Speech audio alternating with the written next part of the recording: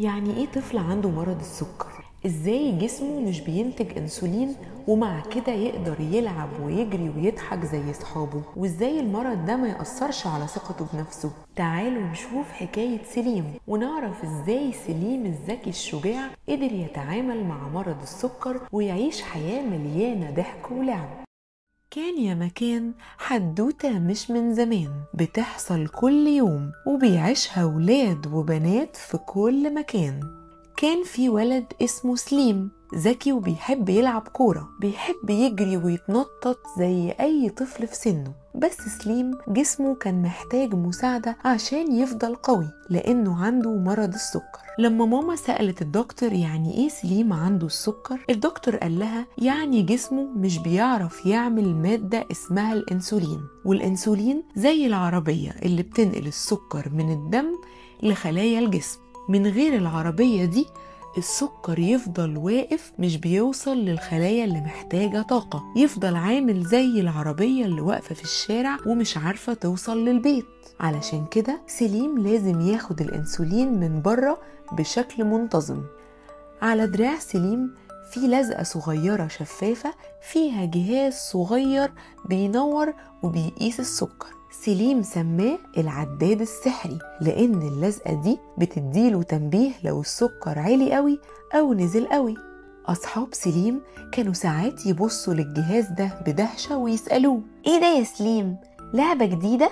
سليم كان بيحرج ويقول دي مش لعبة، ده عداد سحري بيقولي انا عندي طاقة قد ايه وبيساعدني اعرف السكر في دمي عامل ازاي. وفي مرة كان سليم بيلعب كورة في ملعب المدرسة وحس انه تعبان ورجليه بتترعش. جري بسرعة على شنطته وشرب شوية عصير كانت ماما محضرهوله وكان المفروض يشربه قبل الماتش عشان يديله طاقة. وبعد كام دقيقة وبعد ما شرب العصير رجع نشاطه تاني. بس لما رجع يلعب معاهم كورة كان متضايق قوي قوي لأنه على ما شرب العصير كان في واحد صاحبه تاني دخل مكانه وجاب جون، ووقتها حس انه مختلف عن باقي صحابه. صاحبه لما شافه زعلان قال له انت ليه خرجت من الماتش؟ سليم رد عليه انا عندي سكر، يعني جسمي مش بيعمل انسولين لوحده، لو السكر قل قوي بحس بدوخة والعصير بيرجعلي النشاط. لما سليم رجع البيت قعد جنب ماما وهو زعلان قوي وقال لها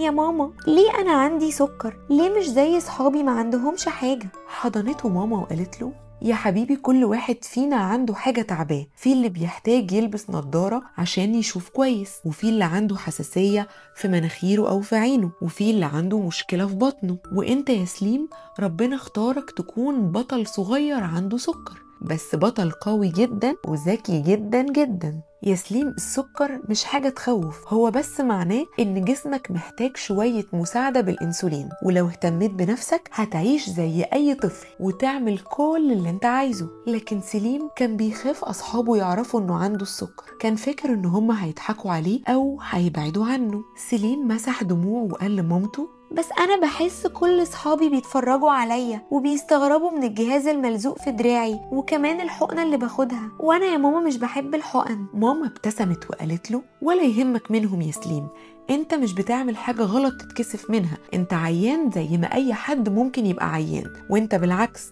شاطر وذكي وبتعرف تاخد بالك من نفسك. وفي يوم بعد البريك ما خلص سليم كان أكل سندوتشاته والموزة بتاعته، وبعد الأكل بشوية الجهاز اللي بيقيس السكر على دراع سليم عمل صوت. ميس داليا بصت له وقالت له سليم الجهاز بيقول ايه؟ سليم فتح الموبايل الصغير اللي متوصل بالجهاز وقال السكر عالي يا ميس داليا. واحد من صحابه قال له يعني لازم تشرب عصير زي المرة اللي فاتت؟ سليم قال له لا، العصير بيرفع السكر لو واطي، لكن دلوقتي هو عالي، لازم اخد الانسولين اللي الدكتور كاتبه في الخطة بتاعتي. ميس داليا قالت بهدوء برافو يا سليم، انت فاهم جسمك كويس. سليم طلع من الشنطة قلم الانسولين اللي شبه الحقنة واللي كانت مامته مجهزهوله. أصحاب سليم بصوله بإعجاب وزياد قال له يعني عندك عصير ينقذك لو السكر واطي، وعندك دواء اسمه انسولين ينقذك لو السكر عالي؟ سليم ابتسم وقال بالظبط يا زياد، عشان جسمي مش بيصنع انسولين كفاية، الانسولين ده زي المفتاح اللي بيفتح الباب عشان السكر يدخل الخلايا ويديني طاقة، ولما المفتاح يكون مش موجود لازم أخده من بره. دي الخطة اللي مخلياني ألعب زيكم.